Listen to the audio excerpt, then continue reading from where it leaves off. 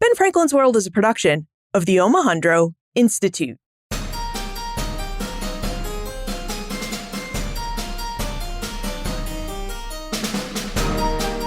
Hello, and welcome to episode 268 of Ben Franklin's World, the podcast dedicated to helping you learn more about how the people and events of our early American past have shaped the present-day world we live in. And I'm your host, Liz Covart. Well, here we are, back at that hectic time of year again, the holidays. Can you believe how fast 2019 went by? For many of us, the holidays provide us with time to spend with our friends and family. And this year, I'd like to introduce you to several of my friends. 3 of my 5 teammates on the Omohundro Institute's digital projects team. Over the next 3 episodes, you'll meet my colleagues Joseph Edelman, Holly White, and Karen Wolf. In turn, Joe, Holly, and Karen will share their favorite episodes with you and tell you why those episodes are their favorite episodes. Then, on December 31st, I'll share one of my favorite episodes with you. Now, we begin our Team Favorite series with Joseph Edelman, an assistant professor of history at Framingham State University in Massachusetts and assistant editor of digital initiatives at the Omohundro Institute. You may remember Joe from episode 243, when he shared details with us from his book, Revolutionary Networks, The Business and Politics of Printing the News. And now, Joe's back to tell us a little bit more about his work with the Omohundro Institute and which episode stands as his favorite episode. Hi, I'm Joe Edelman, and I'm an assistant producer on Ben Franklin's World and the assistant editor of digital initiatives at the Omohundro Institute. So what that means is that I work with Liz and the rest of Team BFW on doing history episodes and planning those series, on commissioning and editing posts for Uncommon Sense, the blog at the OI, and working on the OI's social media accounts. My favorite episode is from 2018, and it's Liz's interview with Nick Bunker about his book, Young Benjamin Franklin, which is episode 207. I really like this episode for a couple reasons. So first of all, I really like Benjamin Franklin, like the actual Benjamin Franklin, not just Ben Franklin's World. And so this episode, it kind of appeals to me for that reason. And I also like it because Bunker, in talking about the book and in the book itself, gives some genuinely new perspective on Benjamin Franklin, somebody who has had a lot written about him. So, for example, he goes a lot deeper on the English roots of Benjamin Franklin's family, actually looking back several generations into Epstein, the village where his father had come from, and looking really seriously at the time that Franklin spent in London in the 1720s when he was a young man, learning about the printing trade and the business of printing, and also getting involved in 18th century science. And then the last reason is that it gave me a really fun counterfactual, which Liz didn't include in the time warp. There's a great time warp. But the question I have is that at one point, Bunker mentions that Franklin, when he left Boston in 1723, was actually trying to go to New York. And he talks in his autobiography that he couldn't find any work in New York, and so he continued on to Philadelphia, which has a real big impact, he does, and that decision on the history of Philadelphia, because he helps found institutions there, the University of Pennsylvania. And so I've been chewing on ever since the idea of, well, what if Franklin had found work in New York? What if he'd stayed there and never made it to Philadelphia? How would the history of the middle of the 18th century in New York and Philadelphia look different? And how might Franklin's life look different from that perspective? So those are the reasons I really like this episode. Now let's take a listen to Liz and Nick talking about young Benjamin Franklin.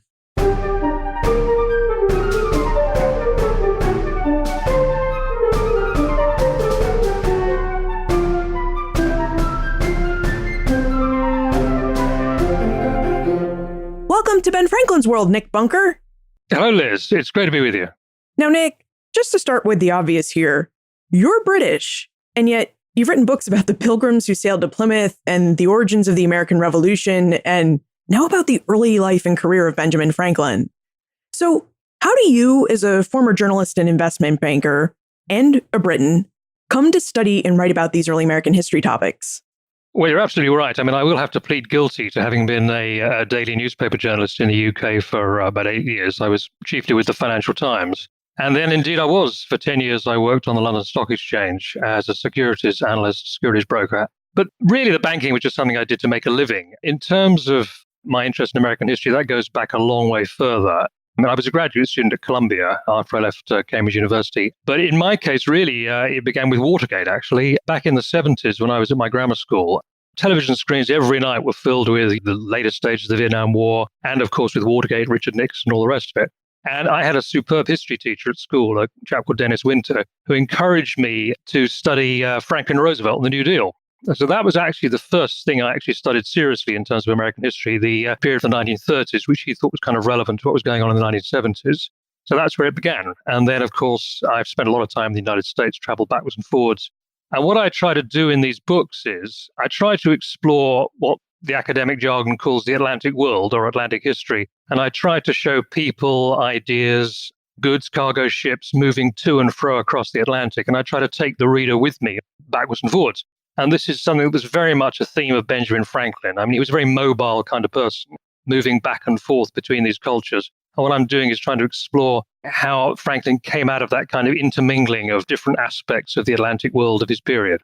Well, that's definitely true. Franklin really did travel back and forth quite a bit. I mean, he made 3 trips to England alone and another trip to France and then traveled around Europe while he was there. Mm-hmm. Yeah, absolutely. Yes, he did. He did.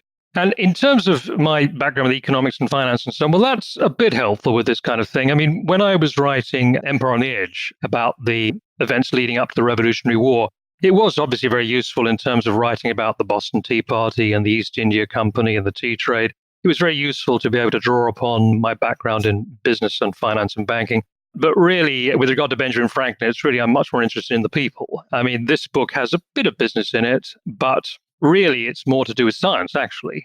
If I were giving it an alternative title, other than Young Benjamin Franklin, Birth of Ingenuity, I would call it A Portrait of a Scientist as a Young Man. Speaking of Franklin and his scientific achievements, there have been many people who have written biographies about Franklin, sometimes as a scientist, often about his role in the diplomacy of the American Revolution. But you chose to write a book called The Young Benjamin Franklin, which really focuses just on his early life and career. What was it about this aspect of Franklin's life that attracted you? I mean, what made you want to study and write about the young Benjamin Franklin? Well, this is the most neglected period of his life. And I like to study things that have been a bit neglected and where I think I can add value genuinely by producing new information, new insights. I don't really want to be in the business of recycling or regurgitating what is already known. And as I say, the first half of his life, which I'm dealing with here, is the period that's neglected. Partly because some of the material that one needs to look at is less well known than it ought to be, or in fact hasn't been known at all before. Now, maybe the best thing to do is to start at the end of the book. Now, book falls into 5 sections, and the final one is called The Dawn of American Science. And what I deal with at the kind of climax is that period in late 1746, early 1747, when Franklin was just about to turn 41 years old. And this was the moment at which he suddenly began these intense experiments with electricity. And it was these intense experiments with electricity that really made his name. I mean, he was well known by that stage as a very successful printer and a respectable public servant in Pennsylvania. But beyond his close circle of friends, people really weren't aware of just what a great polymath he was and just how much knowledge he had of philosophy and science and so on. So what I'm doing is I'm trying in this book to get at the question of how did Franklin come to be, at the age of 41, someone who could embark upon this highly original, brilliant scientific career? What was it in his background that produced this kind of talented individual, this exceptionally talented individual? And what was the kind of mix of cultures that went to produce him? So that's what I'm dealing with. And then I work back. The whole of the book is an attempt to get at the answers to those questions. What, in the first 40 years of his life and in his origins, his family origins in England, was it that made him the genius he was going to become? I'm really glad you brought up the origins of Franklin's family in England, because one of the really neat aspects of your book, Young Benjamin Franklin, is that you actually took the time to explore the English origins of Franklin's family. And a lot of Franklin biographers really don't make this effort. So since you did do this work, what can you tell us about Franklin's English ancestors? And do these ancestors reveal anything interesting about the man Franklin became?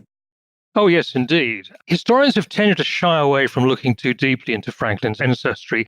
I'm not entirely sure why that is, actually. Partly, I think it's because the British historians have not really taken any very close interest in his work, and we're the people in Britain who are actually closest to some of the source material. But yes, they were an exceptionally interesting bunch, his forebears, the Franklins. And what we're really talking about is 3 generations going back into the early 1600s. The key figure really was his grandfather, Thomas Franklin, born in 1598, who was a blacksmith at a place called Epstein in Northamptonshire in England. It's about 70 miles northwest of London, right in the heart of the English Midlands. When people write about Franklin, they sometimes convey the idea that Thomas Franklin was kind of a humble craftsman working in a very remote backwater, simply shoeing horses, which is one of the things that blacksmiths do. But what I show in the book is that there was something a lot more to it than that they were part of a very rich culture of rural craftsmanship, very highly skilled rural craftsmanship. Blacksmiths weren't just people who shoed horses, they were people who made all kinds of village equipment, agricultural implements and tools and so on. They also made clocks. In England at the time, clockmakers, watchsmiths and blacksmiths kind of all overlapped with each other. And even more important than that, Thomas Franklin, the grandfather, sent 4 of his sons to London to train as apprentices, primarily as dyers of silk. Now, these were highly skilled occupations. So the key point to get across is the fact that the Franklins came out of this very highly skilled craftsman culture in England. And then what Franklin did was add to that during his lifetime, not just the skills with his hands, but also, of course, the highly developed skills that Benjamin Franklin had with his brain and with language. And you put all that together, language, theory, craftsmanship, you get the kind of raw material for the extraordinarily important work he did with electricity. You mentioned that British historians haven't really taken an interest in Franklin, and yet there are a lot of historical sources in England about him and his family.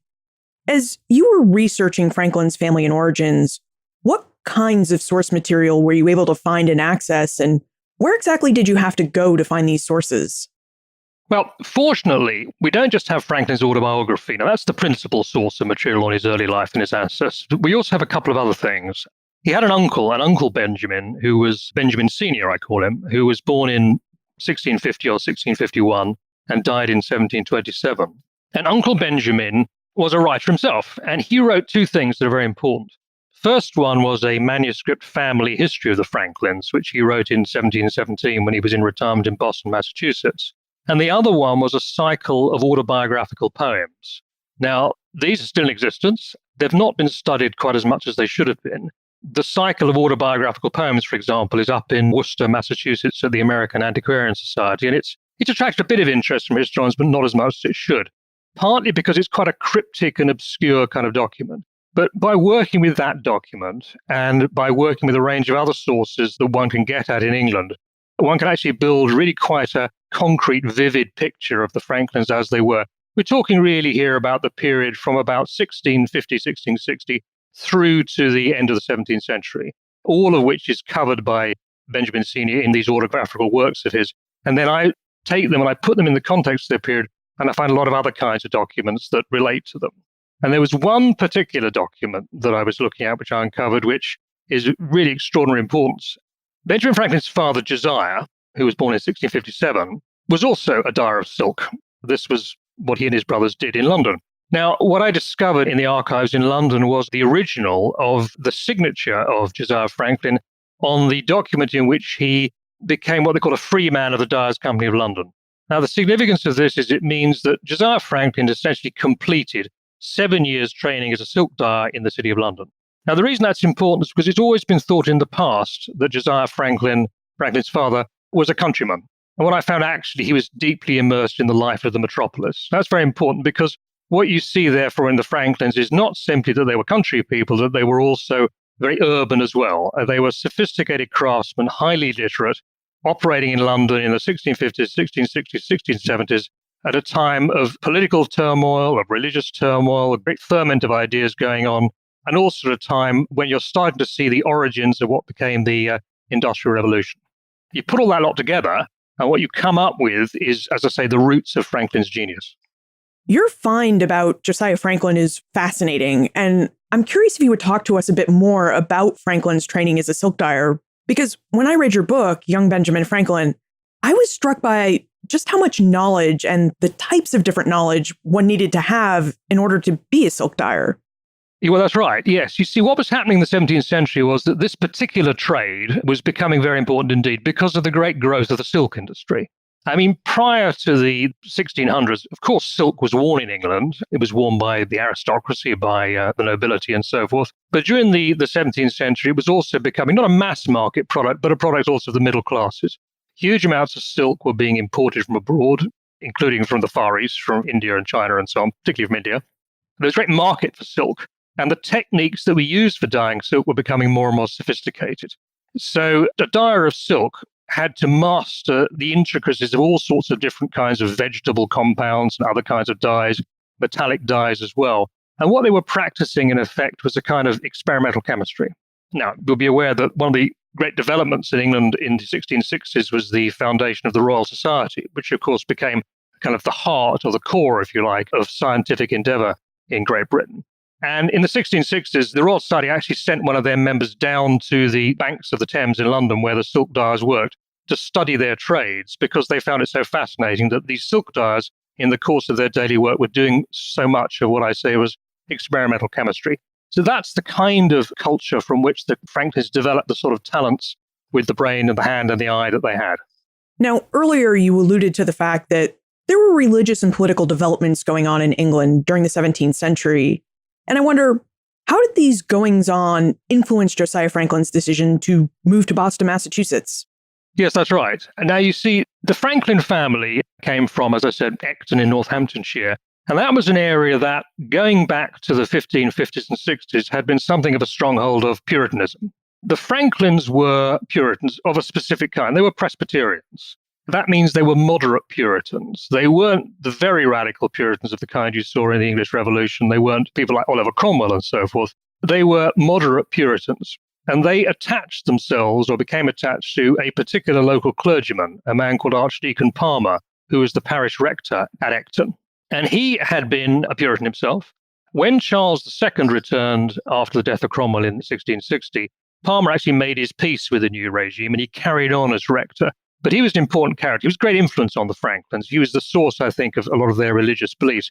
He was also a scientist. Archdeacon Palmer was actually a very competent mathematician indeed. He published mathematical tracts. He was an astronomer and this sort of thing. And he got them going along the lines of Presbyterianism. Now, the problem was that by the 1670s and 1680s, the Presbyterians who had survived, the old Puritans, so to speak, were finding themselves under renewed pressure from the crown.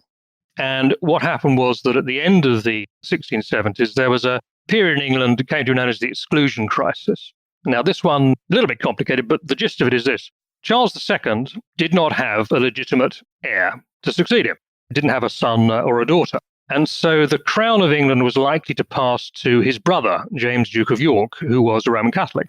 And this led to a degree of political turmoil and conflict in England, in which Parliament had an enormous face-off with Charles II, which was won by Charles II. Charles II won. And by the early 1680s, therefore, the crown was on the offensive, so to speak, against its opponents. And they were engaged in a kind of renewed persecution of Presbyterians such as the Franklins. And this was really what led to the departure of Josiah Franklin to the colonies in 1683. He was one of those people, not only a very competent craftsman, but also a devout Presbyterian, who decided he couldn't really live with this new regime. And so he decided to up sticks. He left Oxfordshire, where he was living at the time, traveled down to London, and made his way to Boston, Massachusetts. He was there weren't a huge number of people who did this at the time, but nevertheless, he was one of them. So when did Josiah land in Boston, and what was it like for him to live in this colonial seaport town after spending so much time in the giant metropole of London? Well, he landed October 1683, which is an important date because this was the date also at which the Crown and England were also trying to intervene to remove some of the civil liberties that were enjoyed by the people of Massachusetts. And the people of Massachusetts had enjoyed something more or less akin to self-government since the foundation of Boston in 1629. In the 1680s, Charles II was essentially trying to remove those liberties and to bring them under closer subjection to royal authority. So that was the moment at which Josiah and his wife arrived. And not just his wife, he had a family of children as well. Now, you might think, therefore, that when Josiah Franklin got to Boston, he would be treated as something of a hero and he would be welcomed with open arms. But in fact, all the available evidence suggests the reverse, that actually he had to take a downgrade in his social status. In London and in Oxfordshire, he had been a highly skilled craftsman. He had a degree of social status. He could vote in elections. He was a member of his local Presbyterian congregation and so on. When he got to Boston, he had to start again completely from the bottom, from ground zero, as it were, and make his way. And it was a good number of years before he was even accepted as a member of the Old South Meeting House, which was the meeting house which he wished to join, that is to say, the church. So it was a long struggle for the Franklins in Boston to recover the kind of standing they had already won in England. What was it like for Josiah Franklin to seek work as a silk dyer in Boston? I mean, Boston is just not a place that we think of as having lots of silk in the 17th century. Well, that's a very interesting question. Now, he may have thought he could do it because actually there were substantial amounts of silk being exported from London to Boston at the time. This is something I came across in the shipping records from the Port of London. The ships on which people like Josiah traveled actually also carried large bundles of silk. Now, it's not clear actually what happened to those bundles of silk when they got to Boston. It may be they were shipped onwards to the West Indies. It may be they were turned into furniture, fabrics, and so forth. But what we do know is that there was really little opportunity for him to work as a silk dyer. The textile industry in Boston simply wasn't sophisticated enough for that. So he couldn't do that. He had to find another occupation. So what he did was he kind of moved sideways. He moved into another occupation that involved a bit of experimental chemistry and a lot of skill, but wasn't quite as pleasant and as highly paid as silk dyeing. And that job was he became a maker of candles. First of all, candles, and then he went on to soap as well. Now, as you can imagine, making candles and soap in those days was a pretty obnoxious occupation. But nevertheless, he stuck at it, and he stuck at it effectively for the next 40 years or so. And so the Franklins, having been silk dyers, became tallow chandlers, an occupation from which they could make a reasonable living, but not the kind of high wages they could have commanded in England. It really sounds like Benjamin Franklin was born into a very pious family, a hardworking family, and a family that did okay economically, but really wasn't on the path to wealth in Boston. And when he reflected on his family in his autobiography, Franklin remarked that he was the youngest son of a youngest son. And I wonder, as we look at the dynamics of the family Benjamin Franklin grew up in, what exactly did it mean to grow up the youngest son of a youngest son? Well, Franklin did indeed say that in his autobiography. He did actually say, yes. I mean, the quotation, I've got it here, actually. He said he was referring to his visit back home to the family home at Epstein in 1758, when he looked at the parish register of the parish church. And he said, by that register, I perceived that I was the youngest son of the youngest son for 5 generations back. Now, a lot of historians kind of seized on that to imply that somehow or other he was coming right from the bottom of the pile, and that somehow or other he may have felt some kind of resentment about this, that he felt that he'd have to do everything by himself. Now, I don't think that's really true. The fact was that Josiah Franklin and his brothers and his father and his uncles in England had always taken a great deal of trouble to actually ensure that all the sons in their families had work to do. And in fact, what Josiah did was take great trouble over Benjamin Franklin's education to the extent that he could. The normal English practice was, if you were from what you might call the craftsman class, was to try and find apprenticeships for your sons. One of your sons, the elder one, would normally take on the family business, whether it was blacksmithing or dyeing, whatever it was. But the others you would find apprenticeships for elsewhere, which is why you sent them to London. And what Josiah Franklin tried to do for Benjamin Franklin in Boston was the same kind of thing. I mean, he couldn't send him to London to train, but he could find other craftsmen in Boston with whom Franklin could work. So the issue of being a youngest son, I don't think was really that important. In any case, you see, Josiah actually lived to be 87. So if any of the Franklin boys were waiting for their inheritance, they had to wait a very long time. And what was Franklin's childhood in Boston like?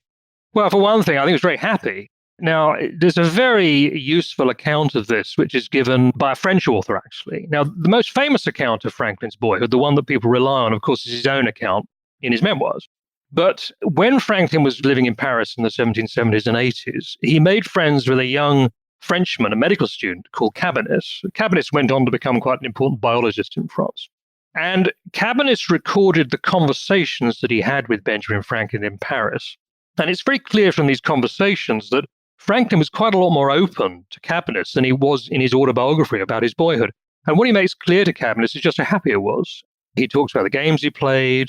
He talks about his mother in particular. The relationship that Franklin had with his mother emerges more clearly from the conversation with Cabanis than it does from Franklin's autobiography. The impression one gets is of someone who was brought up in a family that was lively, that was articulate, that allowed him to play as well as to work. There was a bit of discipline in the household, but not too much. So altogether, it was a happy childhood. And Franklin actually told Cabanis that he didn't really lack for anything as a child. Work was hard, but the standard of living was good. And remember, Boston had several big advantages over England. One thing was the diet was a lot better. the diet, the fish, the cod, the beans, all those things that are so associated with Boston. The diet was better in England. The opportunities for exercise were better than in England. And people lived longer, and infant mortality was actually significantly less pronounced in Boston than it was in England. So there are all kinds of things actually in Franklin's background in Boston that are actually very positive. Do you really think we can take Franklin at his word in Cabinet's account of what he said? I mean, it's a source based on hearsay, and Franklin was in France during the latter part of his life, and I just wonder if it was possible that he was just an old man reminiscing and being a bit nostalgic for his childhood. Well, I think there's a real problem with it because it's square with the account in his autobiography. There's nothing that contradicts it in his autobiography. It's simply there's more detail. And also, it seems to fit with everything we know about Franklin later on. Franklin was a very confident kind of character, and he had that kind of confidence that comes from having been brought up with that kind of a childhood. So I don't really have any difficulty with that. It squares with everything else that we can see about his character. Jay is curious about Franklin's education. He notes that Franklin attended the Boston Latin Academy and then dropped out. So Jay would like to know more about why Franklin left school and what kinds of education he received outside of a formal school. Well, he didn't drop out. What happened was that Josiah took him out of the school. Now, what had happened was that when Franklin was 8, Josiah had sent Franklin to the Latin school, as you say, with the intention that he should be trained as a clergyman. Now, that was a perfectly reasonable thing to do. You see, the Franklins had always had friends in the clergy in England. They had their friend Archdeacon Palmer, of course, whom I referred to earlier, and they had had friends among the Presbyterian ministry and so on in London. So it's a perfectly natural thing to do. And if he wanted to become a minister, he would have to go to Harvard. And so first of all, he would go to the Latin school. But a year later, Josiah took him out of the school. And Franklin's quite open about the reasons for that in his autobiography. It was expensive, but also Josiah could see that the career options actually for a minister in New England at the time weren't that good. You see, the problem was that Harvard was producing about 15 to 20 graduates every year. And that was too many for the churches of Massachusetts, Connecticut, and so on to absorb. And so there were unemployed pastors. And you find this if you go through the accounts of the lives of Harvard graduates, which are very well documented. There were a number of them who found themselves after leaving Harvard at this period really with too little to do. They would find themselves as assistant pastors in some fairly remote place. They would find themselves underemployed. And so Josiah, I think, wisely saw that actually it wasn't such a great idea to train Benjamin for the clergy. So instead, what they did was they sent him to what was called a writing school. Now, this wasn't a school for creative writing. It was a school run by a man called George Brownell in Boston. And what you learned there was you learned calligraphy, copperplate handwriting, and you learned how to do arithmetic. In other words, you learned the kind of skills that would be useful for someone who was going to go into commerce or trade of some kind. So that's what Franklin did for another year. And then after that, Josiah wanted to see him actually start to learn a trade, which was kind of the normal age actually in England to start learning a trade. And of course, Franklin did learn a trade. He learned the trade of printing from his older brother, James Franklin. And many historians have pointed out that Franklin ran away to Philadelphia because of the experience he had of being his brother's apprentice. And Kate would like to know more about Franklin's experience as his brother's apprentice and whether this was really the reason he ran away to Philadelphia. Well, it's a bit more complicated than that, actually, because he didn't run away to Philadelphia. He actually ran away to New York. He was intended to stay in New York, but he couldn't find a job in New York, so instead he went to Philadelphia. And of course, things might have turned out very differently if he'd stayed in Manhattan. The story about what happened that led to Franklin's departure from Boston is a bit more complicated than that. Now, first of all, you need to bear in mind that James Franklin, his elder brother, who was 9 years older than Benjamin, James Franklin was a very competent, talented individual. I mean, he had been to London himself in 1717, 1718 to learn the printing trade and also to buy the printing equipment, because at that time, the printing equipment had to come from England, not least because of the lead type. There were no lead mines in America at this period. So if you wanted to be a printer, you had to get your lead type, maybe half a ton or a ton of it, and bring it back from England. And you also need to bring back the equipment. So James Franklin had been to London in 1718, come home with the equipment, started his business. But what he'd also done was he'd encountered the best of British journalism at the time. So what James Franklin was trying to do was kind of reinvent British journalism in the colonies in America and produce his own books, magazines, newspapers. He ended up founding the New England Courant, which was his weekly newspaper that he started in 1721. So James Franklin was actually a very talented individual. But obviously, if you think about the difference in terms of age between James and Benjamin, 9 years, there's a big difference between a boy of 12 and a young man of 21. So inevitably, there's probably going to be some tension between them. James Franklin seems to have been a fairly hard-driving, aggressive, talented, but pretty tough individual.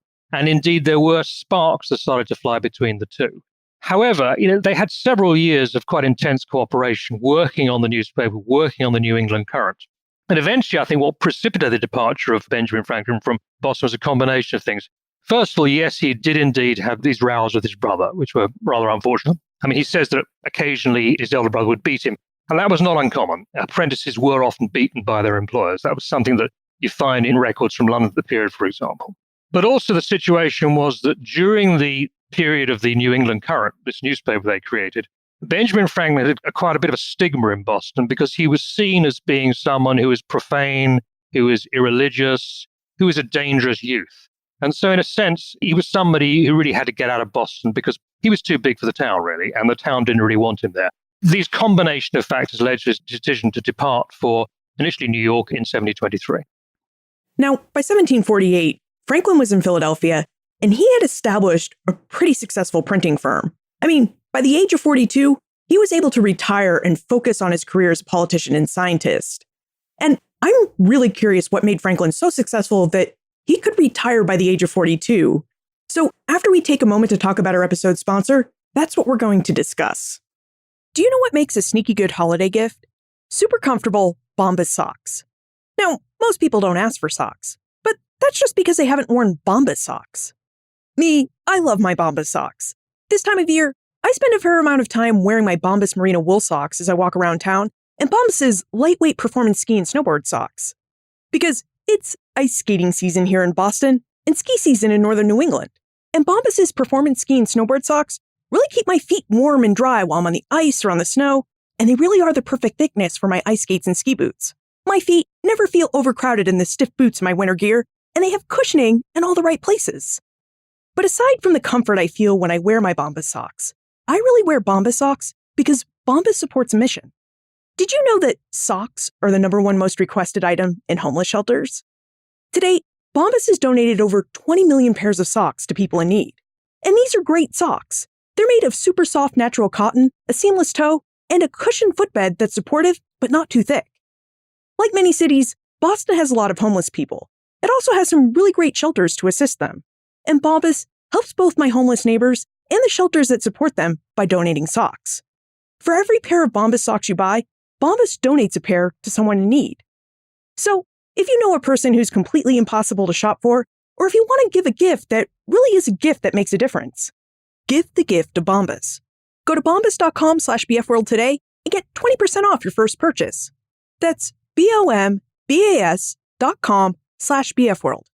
bombas.com/bfworld. Nick, what made Franklin so successful in the printing business?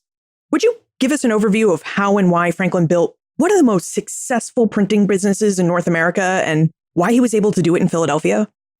Well, indeed. First thing you've got to bear in mind is the economics of printing in the 18th century. And now, it was a difficult business. It was a difficult business for a number of reasons. One was the amount of capital that was required to get the business going. You needed your printing apparatus, which was quite expensive, had to come from England, and your lead type. You needed paper. And in the early period of Franklin's career, in the period like 1715 through to about 1730, the paper generally had to be imported from England. After about 1730 or so, the Americans started building their own paper mills, producing their own paper, but up until that period it was imported. There were also problems of getting skilled labor. I mean, printing is a highly skilled occupation, and it was not easy to find the workers to help you with the press. And also there was the great problem of the product. One of the problems with printing, of course, is there's a kind of speculative element to it. When you print something, you don't necessarily know whether you're going to find a readership. So it's a difficult business. Now, Franklin's great talent was that he created a very diverse printing business with lots of different types of products. And so when you put this product range together, you had a number of streams of income which went together to make the kind of solid business that he developed. And most important of them really was the Pennsylvania Gazette, which was his newspaper, which he acquired when it was essentially on its knees in 1729. And the Pennsylvania Gazette, obviously weekly paper, generating not just the income from the cover price, but also a lot of advertising. And as the Pennsylvania economy grew, which it did explosively in the 1720s and 30s, I mean, Pennsylvania really was on a roll in terms of population, in terms of commerce, in terms of trade. as the population grew and Pennsylvania, Philadelphia expanded, so the Pennsylvania Gazette got a lot of the benefit from that in terms of extra readers, extra circulation, extra advertising revenue. What also Franklin did was he did lots of what we call jobbing printing. He printed posters, he printed handbills, he printed official forms, he printed mortgage deeds. He had a very good sideline in printing paper money. Paper money was a big deal in the colonies at the time. All the colonies issued large quantities of paper money, and the paper money had to be printed very skillfully so it couldn't be forged and counterfeited. And Franklin was very good at that. He wasn't a great engraver, but he was good at engraving, quite good at it, and he was good enough to make paper money. And then, of course, he had the great success with his almanac, Poor Richard's Almanac, which he began at the end of 1732. And the great thing about that was that it became a kind of staple product. At its peak, he was selling something like 10,000 copies a year, going up and down the eastern seaboard. It became very popular, became the most popular in the colonies. So that, again, was a big part of his success, another part of the Ranger product. But finally, probably his greatest success, and I think a real bit of a stroke of genius on his part, was the way he got into religious printing circa 1740. This was during the period known as the Great Awakening. The great evangelical revival began in about 1739, centered on the English preacher George Whitefield, who came to Philadelphia at that particular period. And during the period of the Great Awakening, Franklin printed a huge number of religious pamphlets, texts, sermons, mostly for George Whitefield, some against him. And these were really quite revolutionary in colonial terms because he was producing very large runs of books which were going to a mass market audience. That really hadn't been done in the colonies before. And that was probably his single largest commercial achievement. When you add that together with the Gazette, with the Almanac, with the paper money and all these other things he was doing, you had the makings of a very good business. And what this meant was that by the middle of the 1740s, he had become clearly the dominant, most successful, most entrepreneurial, most accomplished printer on the eastern seaboard. That was a great overview, but I'm a bit surprised that you didn't talk about Franklin's first trip to London, because in your book, Young Benjamin Franklin, I really got the sense that we shouldn't underestimate this trip when we consider Franklin's success in printing. Oh, that's tremendously important. Glad you mentioned that. What Franklin did was that at the end of 1724, he did indeed sail to London. The story of how he came to sail to London is rather a complicated little political business, which is dealt with at some length in Young Benjamin Franklin. But anyway, he went to London at the end of 1724. He spent 18 months in London, and that did a number of things for him. Remember, he's still a very young man. By the time he left, he was still only 20. First thing was he went through what I call a kind of graduate school education in printing. He worked for two printers, a chap called Samuel Palmer and another man called John Watts. And both of these are very highly competent English printers operating in a very highly competitive London market and doing very high quality product. Samuel Palmer's product included, for example, things like books that were set in Greek and Arabic as well as in English. And John Watts was one of the leading literary printers in London. He printed for the most famous authors of the time, people like Alexander Pope. So in their workshops, Franklin really could kind of perfect his technical skills. And that was a very important thing. And also he could start to see how the business, the economics and the business dynamics of printing worked. So he was then able, when he got back to America over time, it took him a good few years, it took him maybe 15 years after he got back to America, he was actually able to apply what he learned in London to the dynamics of colonial printing. But also, of course, and this is something we might want to talk about, he also was exposed in London to scientific thought and to an intellectual environment that was far richer than anything that he could have come across in the colonies at the time. That sounds like a plan. Why don't we get into Franklin's science? Because it was ultimately his success in printing that provided him with the funds he needed to become a scientist. So how did Franklin become interested in science, and what kinds of scientific inquiry fascinated him? Well, yes, the dates are quite important, right? Now, what we know is that by the time Franklin left London in the summer of 1726, he was already seriously interested in science. And the reason we know that is because on the way back, he kept a journal or a diary of the voyage. And this diary of the voyage is a very acute piece of scientific observation. It's a piece of, really, if you like, marine biology. He was already studying the plants and animals and things that he encountered at sea, the seaweed and the sea creatures and so on. He was studying them quite closely, and he was writing about them in a very intelligent, very observant way. So that's summer of 1726. Now, we also know that while he was in London, he had met two important scientists. One of those was Sir Hans Sloane, who was the founder of the British Museum. And Sloane's collections still survive in London. They're in the British Museum, in the British Library, and in the Natural History Museum. And they actually include an item that Franklin sold to Sloane, which was a little piece of asbestos that Franklin had brought from the colonies. And that's still there in the Natural History Museum in London. So Franklin met Sloane. Franklin had also met a very important character called Henry Pemberton. And Pemberton was a physicist. He was a doctor too, but he was chiefly a physicist. And he was one of the collaborators of Sir Isaac Newton. In fact, Pemberton, when Franklin met him, was actually engaged in producing a new edition of the great masterpiece of Sir Isaac Newton, the Principia Mathematica. So clearly, 1776, we can see Franklin already knowing scientists, meeting scientists, and wanting to write scientifically himself. Now, I think the question is, was that something that had started earlier when he was in his early teens? And I think it was. One of the things I did was to examine the reading that Franklin did when he was in Boston. I mean, Franklin read an enormous amount as a teenager. I mean, he was an astonishingly precocious teenager, and his reading really was quite remarkable. And what I was able to show was that some of the reading he did included writers who gave him, in effect, a kind of grounding in some of the very basics of Newtonian physics. So Franklin was already familiar by the time he was 20 with the basic elements of Newtonian physics, universal gravitation, the system of the planets, those things for which Newton was so famous. So really, from that age on, Franklin was already immersed to some extent in scientific questions. And then you've got to add to that the fact that he had this heritage of craftsmanship, of being able to work with his hands, of being good with gadgets, being able to design apparatus, which came out of his family background. Put all that lot together, as I was saying earlier, and you've really got the basics, the basic raw material for a great scientific career. However, as you said, he still had to spend years and years and years getting his printing business into a state of maturity so that he could eventually retire and become the scientist and the politician he was going to be.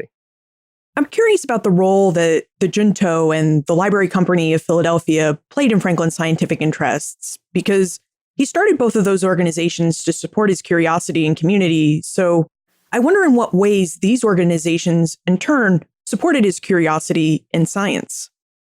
We start with the Junto. This was the kind of discussion group, or we today would probably call it a dining club, which he founded in the autumn of 1727, with friends of his that he was working with at the time in a printing workshop in Philadelphia. Now, the Junto really had a number of different aspects to it. It wasn't just a kind of academic or philosophical talking shop. It was a group of young men who were very lively, very aware, very literate, but also very practical. And a lot of the subjects that the Junto discussed at their meetings were things that were combination of the theoretical, the intellectual, and the practical as well. For example, several of the other members of the Junto were surveyors. Now, surveying was a very important occupation in Pennsylvania in the 1720s because the colony was expanding rapidly. The frontier was being pushed back. The Indian frontier was being pushed back. Land had to be surveyed, land had to be granted, maps had to be made. And these were the kind of people that Franklin was involved with. Surveying was a very big issue in Franklin's life. I think he was interested in himself. In fact, his uncle, Thomas in England, had actually been a surveyor. And surveying is a really good example because surveying involves a combination of mathematics, geometry, observation. It involves, a bit of hardship as well, actually, sometimes. And it's also a practical thing. And it also has a political element to it because you're doing it so the colony can expand inland. Not everybody wanted the colony to expand inland, but Franklin definitely did. So that was the kind of thing that went on in the Junto. And they also discussed a lot of moral and political issues too. And there you see in the Junto, you can see the origins of a lot of Franklin's later thinking about frontier expansion, about democracy, about the public life and what we would call today the public sphere. Now, when we talk about and consider Franklin as a scientist, we also need to talk about and consider Franklin as a man of faith. And Emily is curious about Franklin's religious beliefs, which is something you talk quite a bit about in your book, Nick, Young Benjamin Franklin. So would you tell us how Franklin went from the Puritanism of his parents to the man who, I guess, basically came to select and choose a custom mix of religious principles and elements of faith, and then how he reconciled his faith with his science? Well, this is one of the issues about Franklin that is most debated by historians, and that's not really surprising, simply because of the length of time that he lived. I mean, he was born in 1706, died 1790, so he lived for 84 years during a period when issues to do with religion, the existence of God, the nature of Christianity, the reliability of the Bible, these are all issues up for debate. And he lived throughout this period. And so, of course, he had many discussions with people of different kinds, lots of letters he wrote, books he read, and so on. And if you take all the different things that Franklin said about religion during the course of his career, you can analyze it all in a lot of different ways. Now, I think the place to start, as you suggest, is with his parents. By the way, I wouldn't actually call him a man of faith. I would call him a philosopher, which is what Franklin would have said. Franklin would have called himself a philosopher. You start with his parents. Now, we know a lot about Josiah's religious background because of the material that's available from England or the material from Uncle Benjamin as well. The Franklins were Presbyterians originally in England, and they tried to carry on being Presbyterians in Boston. Now, there wasn't actually a Presbyterian church in Boston. There was a congregational church, but the two were capable of worshiping together.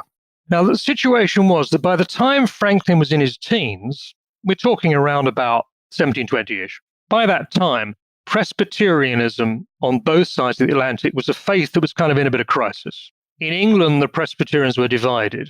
There was one lot of Presbyterians who were still Orthodox Christians. They were what we would call Puritans, not unlike the classic Puritans of New England, people like Cotton Mather and so on.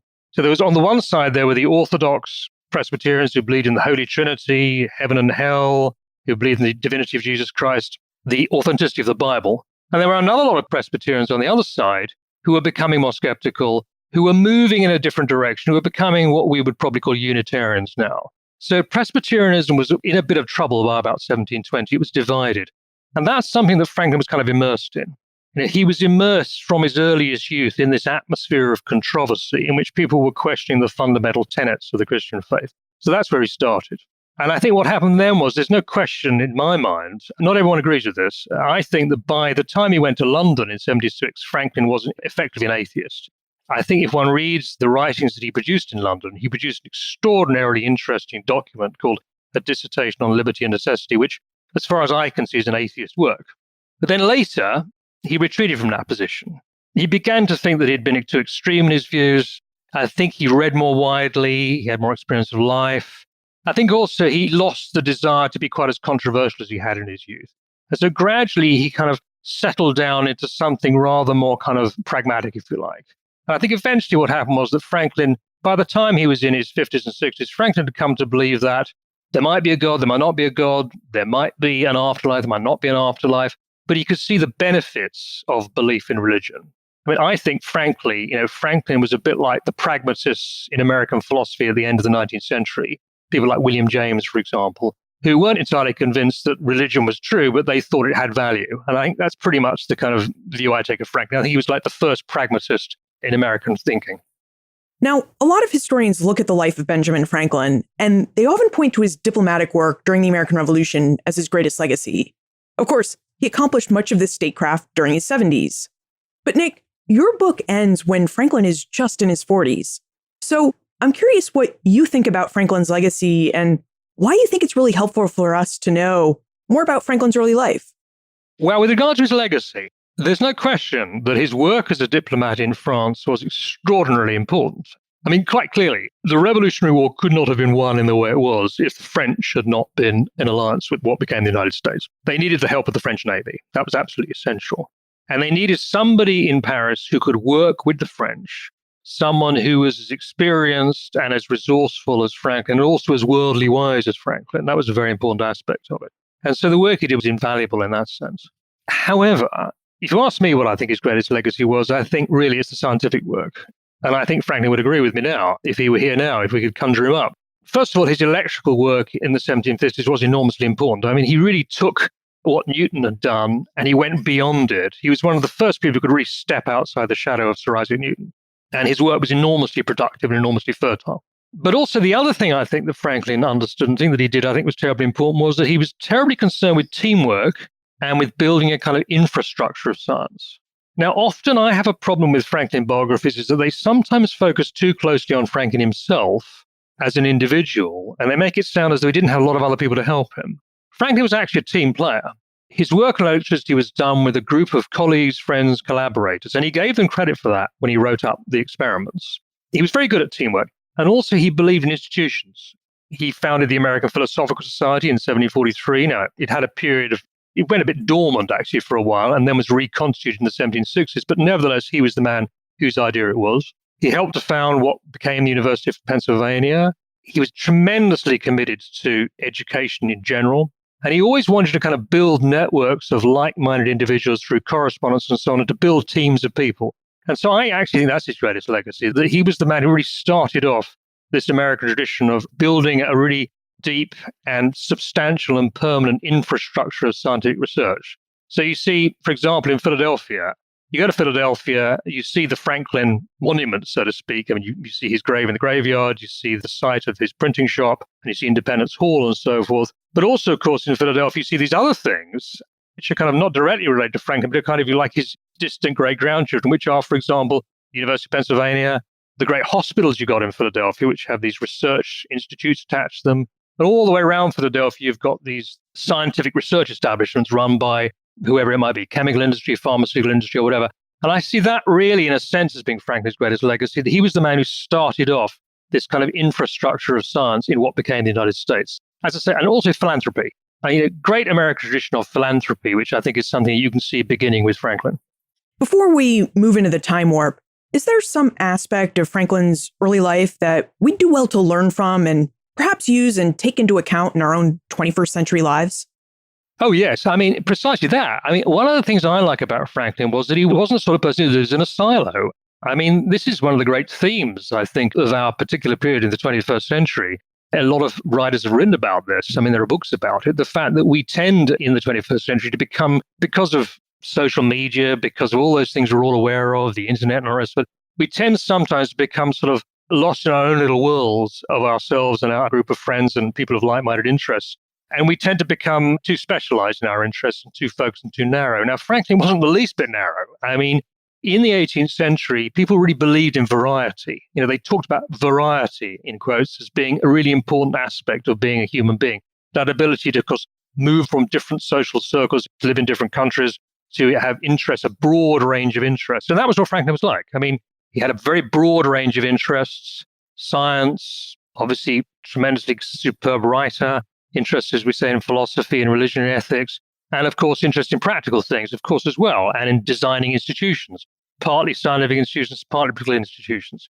And also, he was somebody who could combine working with the hands and working with the brain. I think that's important too, that being able to work with one's hands, craftsmanship, mechanical skills, are something that we're in danger of neglecting in a world where all we have to do in order to get things done is to kind of, order them over the internet. I think that's something which, we would do well to remember, that ability to combine these different faculties are really what goes to make a human being. And that's what Franklin was. I mean, he's a great human being. And now we should jump into the time warp. This is a fun segment of the show where we ask you a hypothetical history question about what might have happened if something had occurred differently or if someone had acted differently.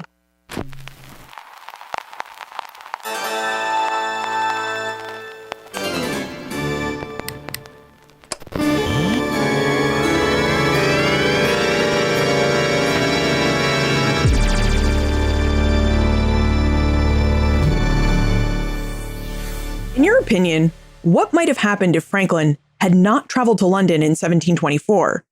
Do you think he would have established the successful printing business he did if he had not had the training and experience he gained from the various London print shops he worked in? Well, that's a very good question. He certainly could have functioned as a very competent printer in America because there were other printers in America at the time who did so. And he had a competitor in Philadelphia, a chap called Andrew Bradford. And it's quite entertaining, actually, to follow the kind of rivalry between the two men, which went on for a period of about 20 years, when they tried everything they could to put each other out of business. Bradford was a very competent printer, but he didn't really have as much imagination as Franklin did. He didn't have that kind of breadth of having seen all the things that Franklin had seen in Metropolis. For example, what I was describing earlier, Franklin's move into religious publishing in 1739, 1741 at the time of the Great Awakening. What he was doing there really was he was copying models he had seen in London. The kind of printing product that London printers produced was really what he was doing. So that was one element of it. But I think the most important thing, as I would keep coming back to, is the science. The fact that at the age of only 19 or 20, he had actually been able to mix in the coffee houses of London with people who were really very close to Sir Isaac Newton and were really at the top. It was like the pinnacles of the intellectual firmament in London. I think that was the most important thing, that he was given this exposure to a world which very, very few people would ever have gained exposure to, and certainly not teenagers from the colonies. Now, what that meant, of course, was that when he came back to America in 1726 at the age of 20, he then, I think he must have felt very frustrated. He must have had feelings of great frustration over the succeeding 15 years or so, because he knew that he had all these talents that he wasn't using. He was spending so much time at the printing press every day that he wasn't necessarily using all the other faculties that he had at his disposal. Nevertheless, I think that period in London in 1724 to 1726, it gave him a glimpse of what he one day might become. And he stuck to his ideal, so to speak. He stuck to his vision. And in 1747, when he was able to start his scientific work, he was able, if you like, to come back and resume the kind of scientific career that he had briefly had in the London of the 1720s. So, Nick, you've explored the origins of the American Revolution and the origins of Benjamin Franklin. Are you investigating further origins or other areas of early American history in your next project? Well, good question. I've got several things on the go, actually. But one thing I'm thinking of doing is simply to carry on more work on Franklin, actually, because I think the scientific work, my book ends just as he's beginning his electrical experiments. And I think probably the best thing for me to do really is to be carrying on working on that particular area. Now, the scientific work of Franklin in the late 1740s, early 1750s has not actually been written about as much as it should. There are various aspects of it that I think have been neglected. The big question is really, how and why was it that suddenly Franklin became such an international celebrity within such a short space of time? I mean, by the end of 1752, the French in Paris regarded him as one of the most important thinkers in the Western world. And that's really quite extraordinary. And I think I want to sort of get at the question of exactly how this occurred and what it's telling us about the wider history of America. I think that's a really crucial period, this period between about 1748 and about 1754, the middle of the 1750s, just before the French and Indian War began. That's a really crucial period. And I think that's probably what I'll be focusing on. So young Benjamin Franklin is really just a prelude or first volume of a larger multi-volume work on Franklin. Well, it won't be multi-volume, no, because, only be two. Because the problem with Franklin is once you get beyond about 1755 or 1756, the source material just starts to explode. I mean, the latter half of his life is extraordinarily well documented. I mean, this is why, for example, as you know, there's a great edition of Franklin's papers that is being produced up at Yale by a team of scholars, and they've been working on it since the late 1950s, and they're probably not going to finish until sometime around about 2026 or 2027, and that's because of the sheer volume of material. So there's a sense with Franklin that no one's ever really going to be able to write, I think, the totally definitive multi-volume biography of Franklin covering every moment of his life from 1706 through to 1790. I just don't think it's doable. There's just too much there, too much material. And there are too many disputes and arguments and debates to be had about various details. But I think I can at least get as far as the middle of the 1750s. I think I might have to stop at that point. Well, we definitely wish you best of luck with your research. And is there a place where we can go to look up how we can contact you if we have questions about Franklin or if we want to chart your progress on Franklin science?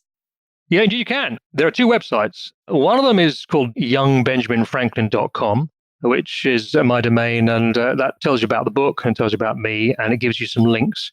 The other one is a separate website. I've got one called www.nickbunkerphotojournal.com. You can actually get to the second website through the first one. And this is really just photographs. You see, while I'm doing my research, while I'm traveling about or in libraries and out of libraries and looking at locations and things, I take an awful lot of photographs.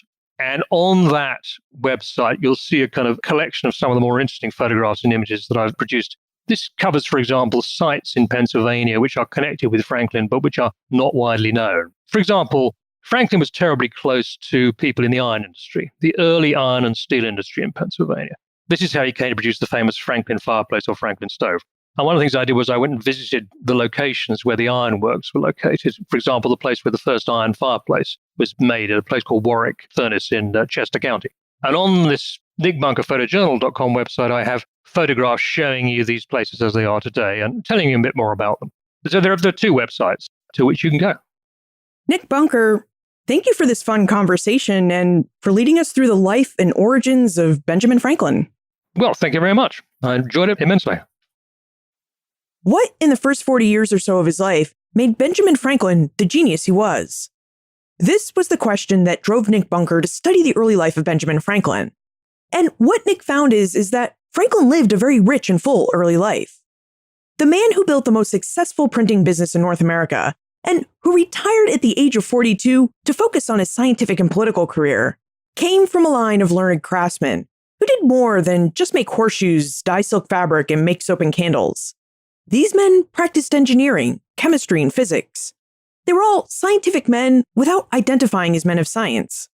Of course, Ben Franklin would identify himself as a man of science, and he'd go on to make great discoveries about electricity. Only, before he could make those discoveries, he had to learn the printing trade and the business of printing so that he could engineer himself that early retirement for his experiments. Now, according to Nick, Franklin had great teachers in the printing trade. He started with his older brother James, who had spent some time in London and sought to add a bit of London-style journalism to the American marketplace. Plus, Franklin spent 18 months in London himself during his late teens when he worked in the print shops of Samuel Palmer and John Watts. Franklin turned out to be a good printer, but it was really the experiences and education he gained while working these London printing houses that he learned how to build and run more than just a colonial print shop. It was in these London houses that Franklin really learned how to build and run a printing empire. Of course, the experiences Franklin had during his early life also allowed him to think about more than just business. He learned how to mix with his fellow tradesmen, scientists, and philosophers. He learned how to think beyond the confines of Boston and Philadelphia. It was really during his early life that Franklin learned how to become a man of the Atlantic world. So, how did Benjamin Franklin become the genius that he was? He had the good fortune to be born into a family that valued education and a lifestyle that encouraged him to work with both his hands and mind. And as Nick contends, these seemed to be really valuable lessons, or at least Franklin thought they were, as he would go on to promote them by establishing the infrastructure science and philanthropy needed to thrive in North America. You can find more information about Nick, his book, Young Benjamin Franklin, plus notes and links for everything we talked about today on the show notes page, benfranklinsworld.com/207. If you're looking to give gifts that are fun, comfortable, and useful this holiday season, give the gift of Bombas. For every pair of Bombas socks you buy, Bombas donates a pair to someone in need. Plus, when you visit bombas.com/bfworld, you get 20% off your first order. That's bombas.com/bfworld. Don't forget, you can now follow this podcast on Twitter. Check out our new handle, @BFWorldPodcast, where the Omohundro Institute's digital projects team and I will be tweeting all sorts of great and fun information about early American history in this podcast. Plus, we'll answer your questions if you tweet them to us. So follow us on Twitter, @BFWorldPodcast, and tweet us a hello. Finally, is there something more about Ben Franklin's life that you'd like to know about? Drop me a line, liz@benfranklinsworld.com. Ben Franklin's World is a production of the Omohundro Institute